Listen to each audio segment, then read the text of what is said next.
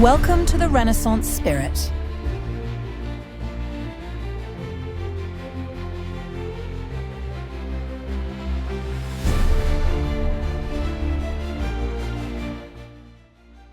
Salve, dear traveller, on the journey of discovery to what we call the Renaissance spirit, an appreciation of the past as a living narrative and dialogue with the present. Remember that as the lens for which we create all of our videos. It is for that very reason I join you today. May I introduce myself? I am Marcus Tullius Cicero, kindly remembered as perhaps the greatest of Roman orators, and I will accept your opinion of that assessment with gratitude, humility, and respect regardless, as I would appreciate your feedback. I am smart enough to know that I could always learn from others. I hope we share that virtue in common, for I am your brother.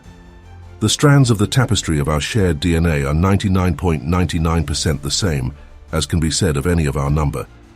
We share the same family, we walk the same earth. All roads lead to Rome after all, and all from it. But before we arrive at our shared destination, dear viewer, allow me to unfurl my own story, an intertwining of virtues and vanity, of wisdom and weakness.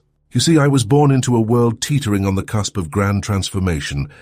My birth in 106 BC in a small town called Arpinum, to a family of equestrian rank, but without the ancient Roman nobility of the patricians, set me on a path of ambition and virtue, though not without its shadows.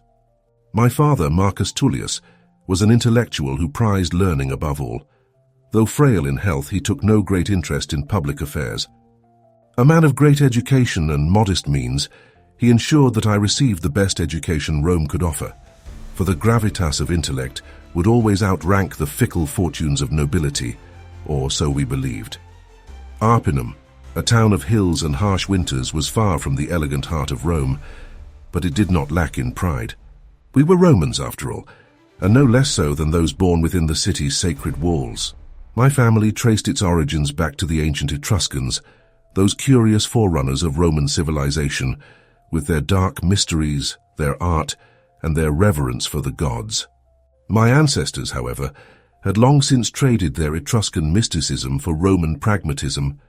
Now let us not be coy about the nature of Roman family life. Did we own slaves? Certainly. For who in Rome of good standing did not? The domus of my family, though not sprawling like Caesar's palaces, held its own as a respectable estate. As for its location, alas, there is little left now but ruins, memories scattered in the dust of time. Yet even in those forgotten stones, you can feel the echoes of ambition, as though my family home was built not with brick, but with dreams. We had gods aplenty. Our household Lares and Penates watched over us, though, if you ask me, the gods were less active in the affairs of men than poets claimed. I, too, was religious, in the way that most Romans were devout enough to avoid the wrath of the heavens, skeptical enough to avoid becoming its fool. I preferred philosophy to ritual, for in the realm of reason, men could be gods themselves. My weakness, if you will, was my ceaseless hunger for understanding how the world worked, how men thought, how power flowed through the Senate like an invisible current, influencing everything, corrupting everything. Ah, the Senate. I would ascend to that sacred body, though not without bruises and blood my own and others. Rome, you see, was not a city of equality. No, it was a city of struggle, where the clever outmaneuvered the powerful, and where family name and fortune often decided one's fate. But I had wit and education, and those in ancient Rome were sharper than any sword. The powerful envied the wise, for we could dismantle empires with a sentence, as I did many times in the Senate. Yet even wisdom has its dangers. As a boy, I admired the great Julius Caesar, charming, ambitious, a man who could turn a crowd with a mere look. I watched him rise, admired his brilliance, and yes, even envied him. But what does one do with the man who is both friend and foe? I watched Caesar's ascent with admiration at first, until I saw in him not just brilliance but tyranny. Ah, the rumors about Caesar. Did you know, my dear listener, that there were whispers of liaisons with men, whispers of softness, of indulgence? Of course, he was said to have shared a bed with King Nicomedes of Bithynia, a sordid tale oft used as a weapon by his enemies in the Senate. Who am I to confirm or deny such stories? Though I never quite forgot Caesar's youthful indulgences in the East, nor his defense of Nicomedes with such vehemence. We Romans were vicious with our rumors, for gossip is the preferred blade in our arsenal. And speaking of rumors, allow me to address my own. Yes, there were whispers about me too.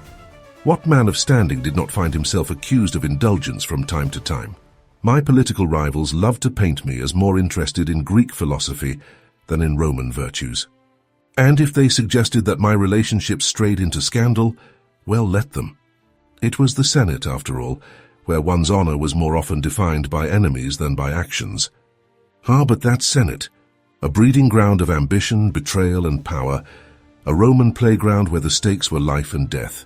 The senatorial class to which I rose wielded authority not through the sword, but through the subtle manipulations of law, of wealth, and yes, of virtue. The patricians, with their grand lineage, and the plebs, ever in their struggle for recognition, were locked in a dance as old as Rome itself. The Republic was in decline even as I grew into manhood. The seeds of civil war were sown long before Caesar and Pompey fought their great contest. It was the corruption, the greed, and the crumbling of Roman values that tore us apart. I fought for those values, liberty, equality, justice, but how does one preserve a dying republic when so many long for an empire? As for my estates, well, they were modest enough. I was no Crassus with his ill-gotten wealth, nor Pompey with his vast holdings. I preferred to invest in friendships, in influence, in oratory. Wealth was fleeting, but a well-placed word could echo through the ages, and here we are, dear viewer, with my words reaching you across millennia. I wonder if Caesar, in his ambition, thought of you as I do now. In my time, the Republic was faltering, and tyranny loomed. There is much to tell. Join me as we dive deeper into the virtues that guided me, the trials that tested me, and the friendships and betrayals that shaped me. What is it to be Roman, you ask? What is it to hold virtue dear in a world bent on vice? Let me show you.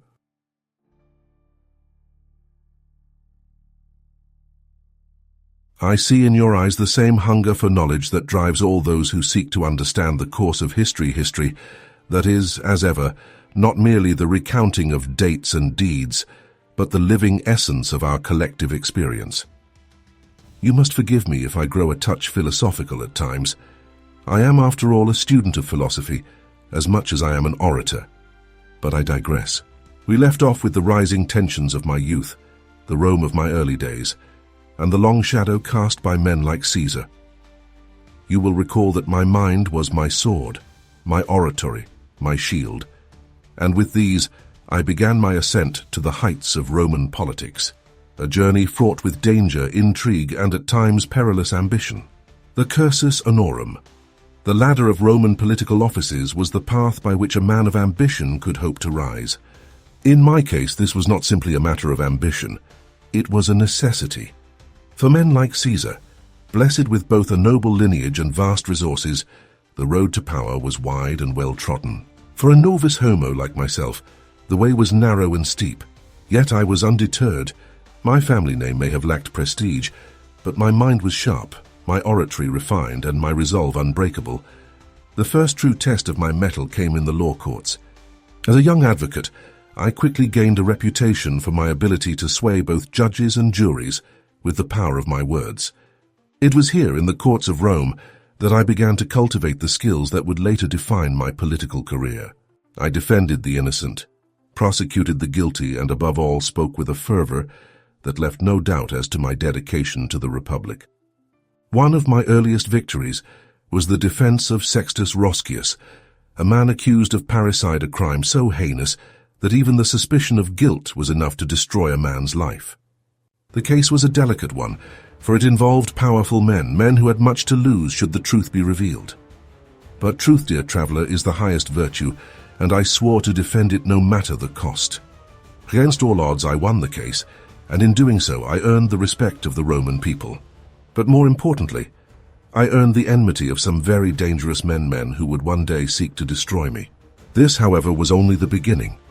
As I climbed the cursus honorum, I served in various capacities, from questor to aedile, and finally to praetor, each step bringing me closer to the pinnacle of Roman power, the consulship.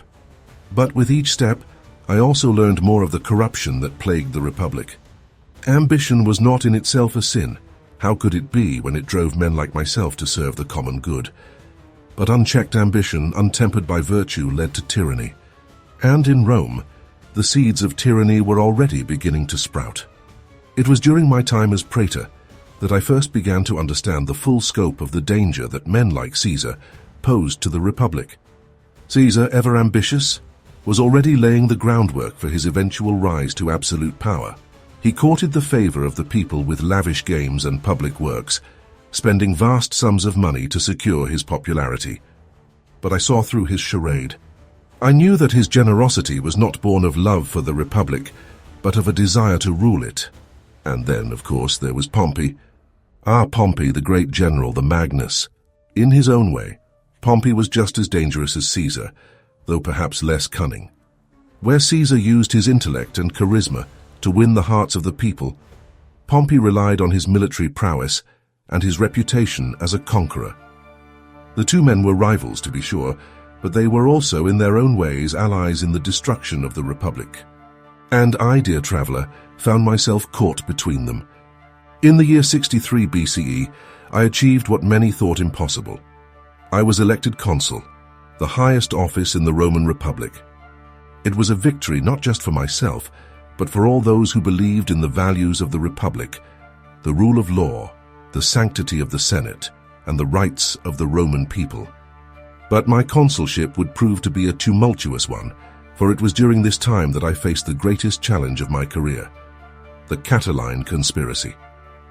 Lucius Sergius Catilina, a man of noble birth but of the most ignoble character, sought to overthrow the Republic. He gathered around him a band of disaffected aristocrats, men who believed that the only way to restore their fortunes was through violence and revolution. They plotted to murder the consuls, seize control of the government, and plunge Rome into chaos. But I, ever vigilant, discovered their plot. In the Senate, I delivered a series of speeches, my famous Catilinarian orations, in which I exposed Catiline's treachery and called for his expulsion from the city. Quousque tandem abutere, Catilina, patientia nostra, I began. How long, Catiline, will you abuse our patience? My words echoed through the chamber, and the senators, who had been reluctant to act, were moved to take decisive action. Catiline fled the city, and his conspirators were arrested. Rome was saved, but at a great cost. For though I had defended the Republic, I had also made powerful enemies enemies, who would bide their time, waiting for the right moment to strike. The rest, as they say, is history. For a more in-depth analysis of my life, watch my video Roman Virtues and the Life of Cicero, coming soon, which will also offer a comparison and contrast of your modern era. In the next part of this video, we'll discuss my career and the rise of Julius Caesar next.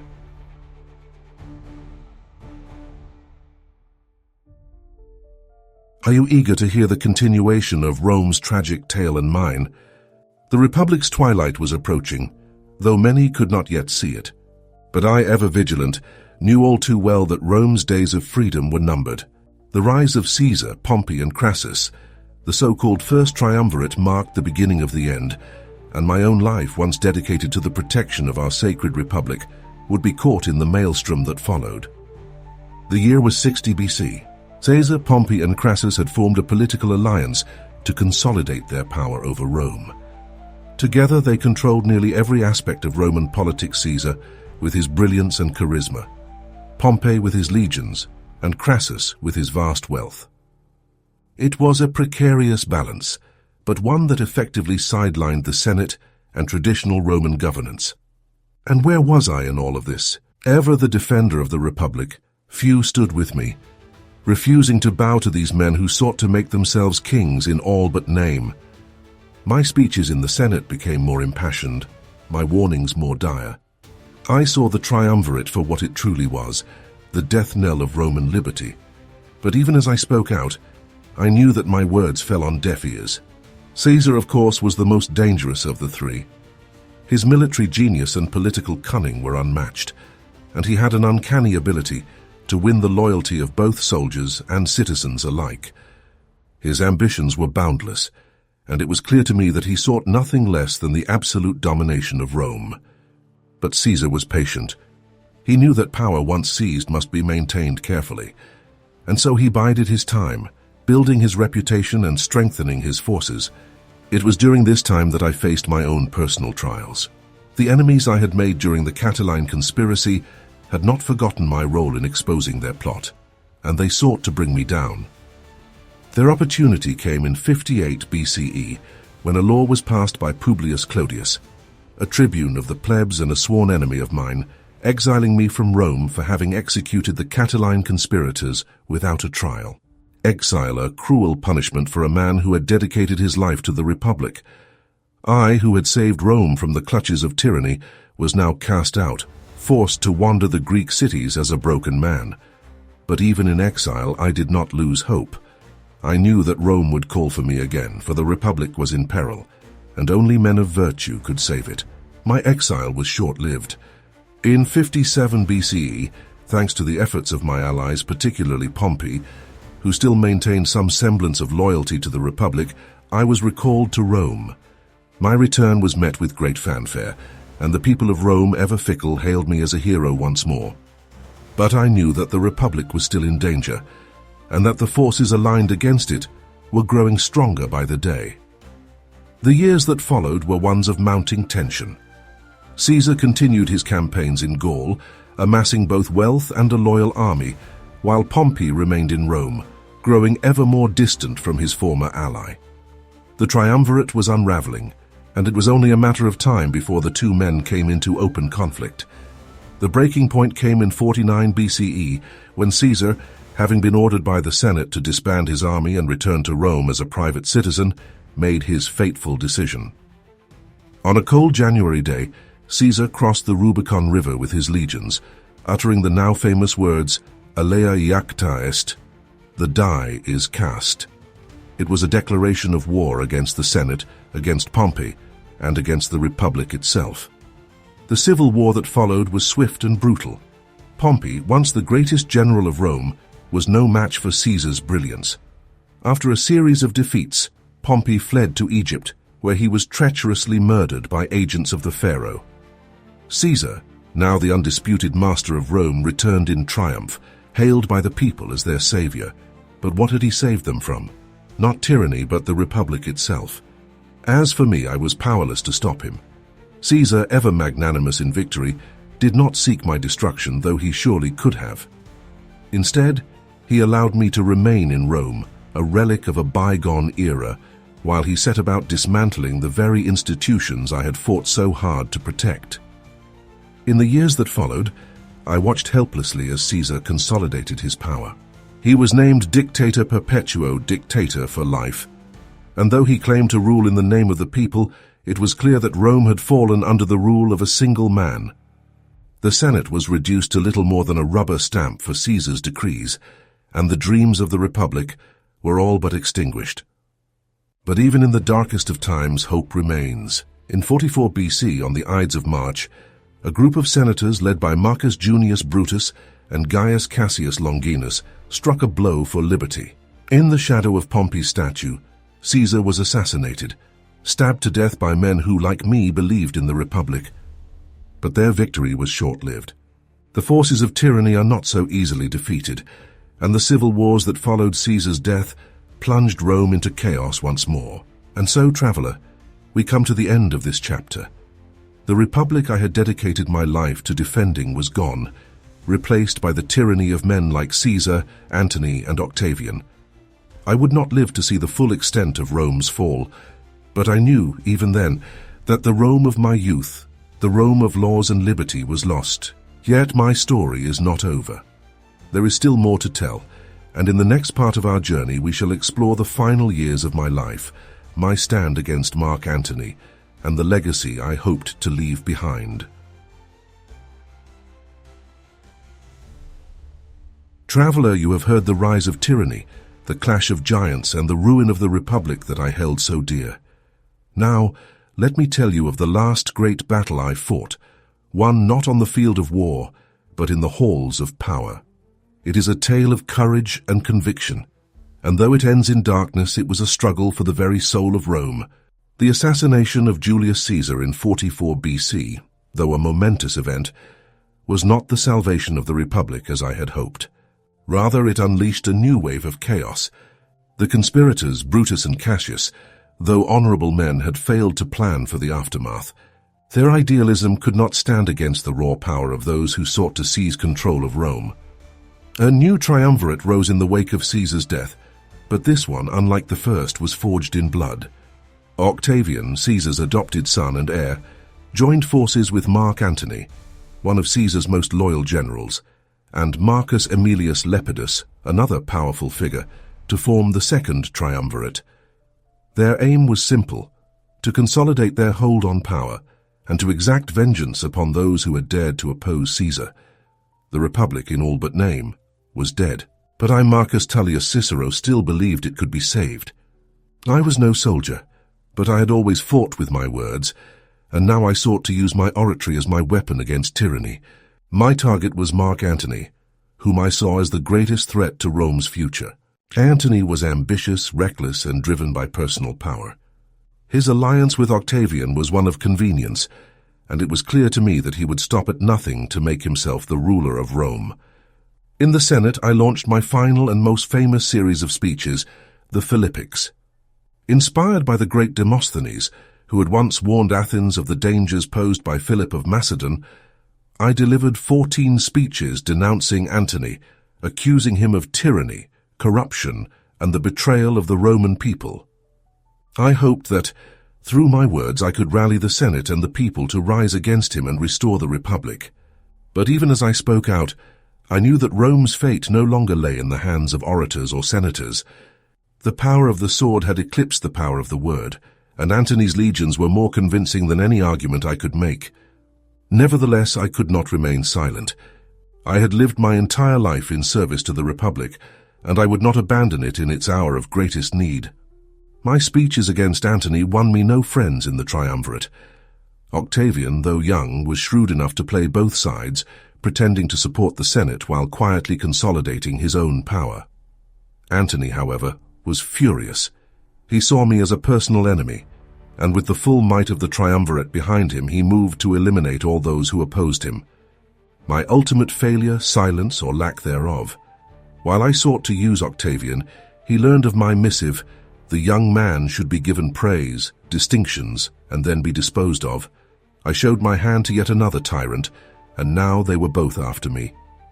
In 43 BC, the second triumvirate issued a decree known as the Proscriptions. This was a grim and brutal list of enemies of the statesmen who were to be hunted down and executed without trial. My name, unsurprisingly, was at the top of that list. Antony had not forgotten the sting of my words, and now he sought my head as payment. I knew what was coming. Rome had become a place where virtue no longer mattered, where power was the only currency. My fate was sealed, but even as I prepared for the end, I found a strange peace in knowing that I had stood firm in my principles.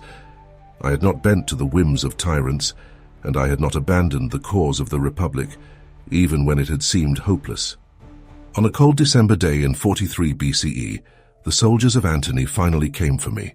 I was at my villa in Formiae, resting after having been warned to flee, but I chose not to run. I would not live my final days as a fugitive. As the soldiers approached, I stepped outside to meet them. I offered no resistance. A man cannot fight destiny with a sword, and I had already waged my battle with words. They killed me there, severing my head and hands as Antony had ordered. My hands, the very instruments that had written the speeches against him, were nailed to the rostra in the forum, a macabre display of Antony's vengeance. And so my life came to an end, not in glory, but in the cold reality of a world that no longer valued the ideals I had fought so hard to protect. Yet even in death I had hope. I believed that my words would live on, that my vision of the Republic would not die with me. For I knew that tyranny, though powerful, is never eternal. There would come a time when the people of Rome would remember the virtues of the Republic, the rule of law, and the ideals of liberty and justice. And indeed my legacy did live on. Octavian, the very man who had stood by as Antony had ordered my death, would later become Augustus, the first emperor of Rome. Yet even as he established the empire, he sought to cloak his power in the trappings of the Republic. He knew that the memory of men like me and the ideals we had fought for could not be so easily extinguished. Traveler, My tale has come to an end, but the lessons of my life endure. The struggle for freedom, for justice, for the rule of law, these are eternal battles, ones that every generation must fight anew. And though I was but one man, I am proud to have played my part in that grand and timeless struggle. Thus ends the tale of Marcus Tullius Cicero, the last great defender of the Roman Republic. Let his life serve as a reminder that the price of liberty is eternal vigilance, and that even in the darkest of times, one must stand firm in the face of tyranny.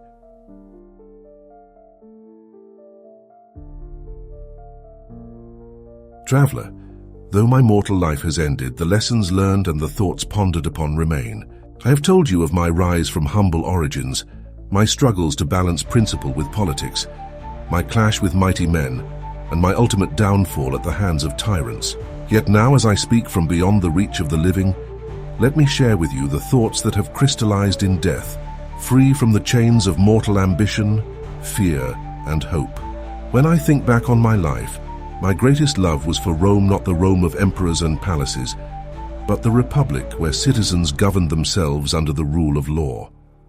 It was an ideal that had grown and matured over centuries, nourished by the wisdom of our ancestors, the foundation upon which all our greatness was built.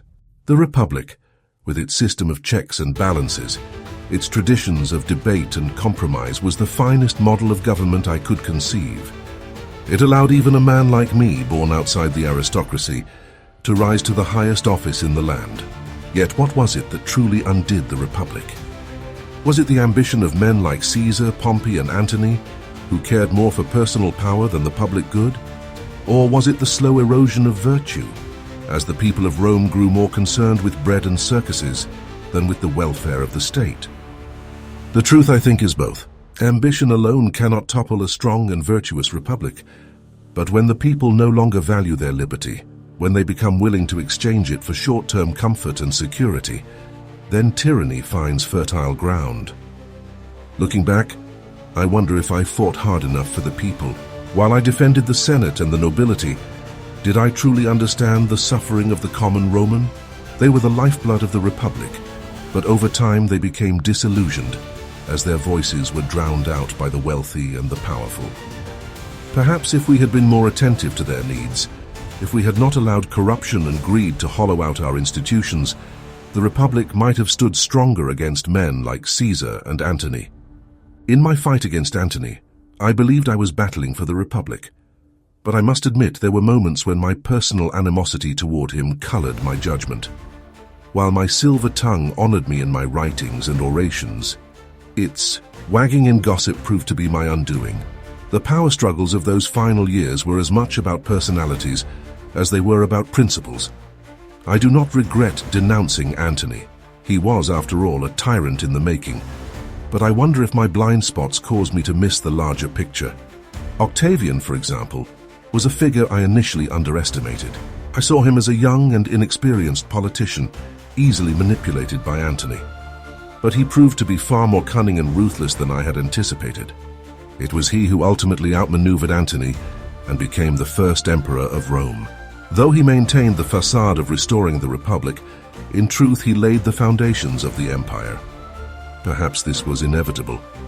Perhaps the Republic, weakened by decades of civil war and internal decay, could no longer sustain itself. Perhaps Rome needed a single strong leader to prevent it from tearing itself apart. Yet I cannot help but mourn the loss of what we once had.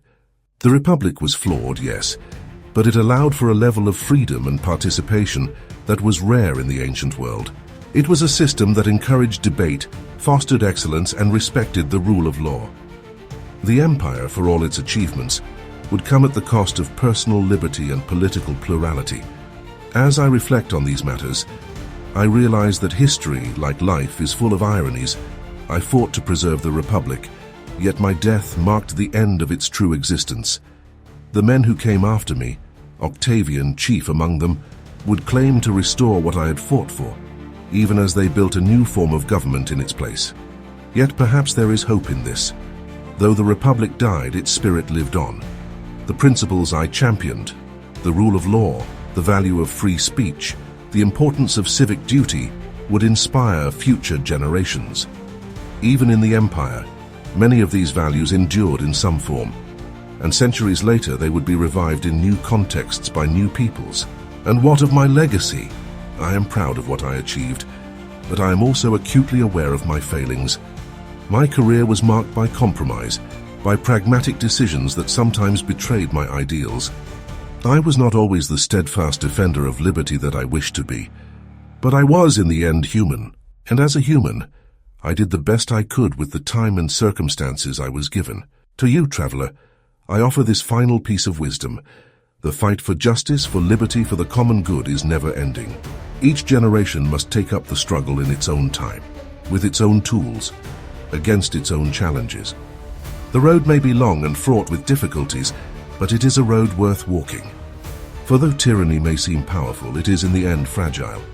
It is built on fear and oppression, while freedom is built on courage and hope. I took my leave, content in the knowledge that though my life is over, the ideas I fought for will continue to live on, as long as there are those willing to defend them.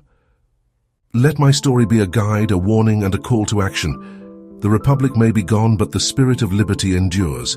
It is up to you and those who come after you to keep that spirit alive.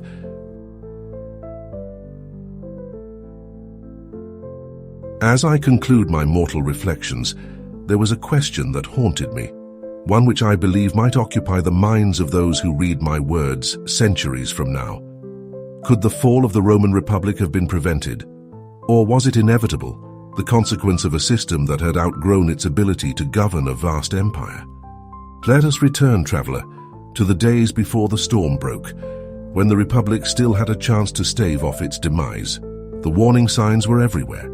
The corruption of the Senate, the rising tide of populism, the concentration of wealth in the hands of a few, and the military's growing influence over politics. These were the cracks in the foundation, ignored or dismissed by those in power until it was too late. I often ask myself, could I have done more? Could I have forged alliances with other senators to bring about reform before the system collapsed? Perhaps.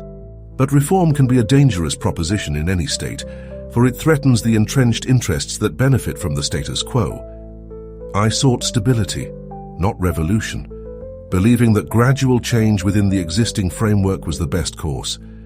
Yet I was confronted by men who saw power as an end in itself, men like Caesar and Antony, who were willing to destroy the Republic to satisfy their ambitions. In retrospect, I can see that our political system was already beyond saving by the time I reached the height of my career. The Republic had grown too large, too complex, to be governed by the city-state institutions that had served Rome so well in its earlier days. The people of Rome were no longer just citizens of a city.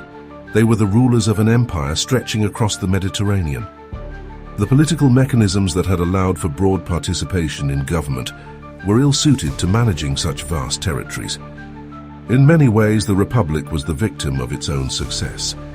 But there is another truth, a bitter one that I must confront.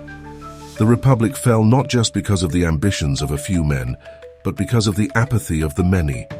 The Roman people, once the vigilant guardians of their own liberty, had grown complacent. They allowed themselves to be seduced by the promises of power-hungry leaders, willing to exchange their freedom for security and comfort. Bread and circuses, indeed. How often, traveler, have you seen this pattern in the history of nations? Tyrants do not rise by strength alone. They are given power by those who, out of fear or indifference, allow them to take it. Caesar crossed the Rubicon, yes, but he did so with the support of legions and the acquiescence of the people. Antony sought to control Rome, but it was the Senate's cowardice that allowed him to rise unchecked, and our lack of vision and empathy was our true enemy. Had we brought the provinces and the plebeians into the Senate fold, things may have turned out very differently. And yet even in this grim reckoning, I find some solace. For the ideals of the Republic, though seemingly extinguished by the rise of empire, have endured in the hearts and minds of men. They have lived on in the works of philosophers, in the lessons taught by history, and in the governments that would one day draw inspiration from our flawed but noble experiment in self-governance. As the empire grew, the memory of the Republic became a powerful symbol, a reminder of what Rome had once been. Though Augustus and his successors maintained the outward forms of republican government, the people of Rome knew that true power had shifted to a single ruler. But even then, they remembered the days when Rome was governed by laws, not by the whims of emperors. In my time, I believed that rhetoric, reason, and the rule of law were the bulwarks against tyranny. I still hold to that belief, though I now see that these alone are not enough. A republic, to survive, must have citizens who are willing to defend it, not just with words, but with deeds. It must have leaders who are guided by principle, not by ambition. And above all, it must have institutions that are strong enough to resist the temptations of power. I failed to prevent the fall of the Republic, but I hope that my words, preserved in these writings, will serve as a warning to those who come after. The struggle between liberty and tyranny is eternal. It is not enough to build a free society. It must be constantly guarded, constantly renewed, lest it fall to the forces of corruption, indifference, and ambition. To those who read my story, I say this: do not let the flame of liberty die. Learn from our mistakes, from the arrogance of those who believed the Republic was unassailable, from the ambition of those who sought to destroy it for their own gain. Be ever vigilant, for tyranny does not announce itself with fanfare. It creeps in slowly under the guise of order and stability. If there is any lesson to be drawn from my life, it is that the fight for freedom is never truly over. It is the work of each generation to preserve it, to protect it from those who would seek to undermine it. And though the Republic may be gone, its ideals live on in those who cherish them. As I reflect on the trials and tribulations of my life, I see that my journey was not merely a struggle for survival, but a testament to the enduring power of virtues, the Roman virtues that guided me, and I believe can guide others today. In these virtues, dignity, duty, civic responsibility, and respect for justice, lies the key to human flourishing and the preservation of a just society. For these are not only the ideals of ancient Rome, they form the foundation of the Renaissance spirit itself, that timeless pursuit of knowledge, freedom, and the betterment of humanity. The Renaissance, with its rediscovery of classical knowledge, breathed new life into the principles that we Romans held dear: equality, freedom, liberty, and democracy. These are not abstract ideas, but the very pillars of a virtuous life and a free society. I fought for these principles in my time, knowing that tyranny, whether in the form of despotic leaders, corrupt systems, or unchecked power, must be confronted wherever it arises. America today faces its own struggles against forces that threaten its foundational ideals. The rise of Christian nationalism, fascism, and tyranny is a betrayal of the very principles that make a society great. These ideologies, which sow division and foster inequality, must be resisted with the same vigor that I opposed the tyrants of my age. For America, like Rome, stands at a crossroads. Will it cling to the virtues that once made it a beacon of hope and opportunity, or will it succumb to the temptations of power, fear, and division? Roman virtues: pieta, duty, justitia, justice, and dignita, to dignity, are not relics of the past, but living ideals that can guide America back to the path of righteousness. In a world that is increasingly fractured, Americans must rekindle these virtues and become more engaged in their civic duties. They must seek knowledge not just for personal gain, but for the betterment of their communities, their country, and the world. The involvement in local politics, understanding world affairs, and fostering empathy in international relations are not just noble pursuits, but necessary ones. I implore the people of America to cultivate a deeper connection with one another and with the world around them. Empathy, compassion, and reasoned discourse must replace the divisiveness and vitriol that have come to dominate public life.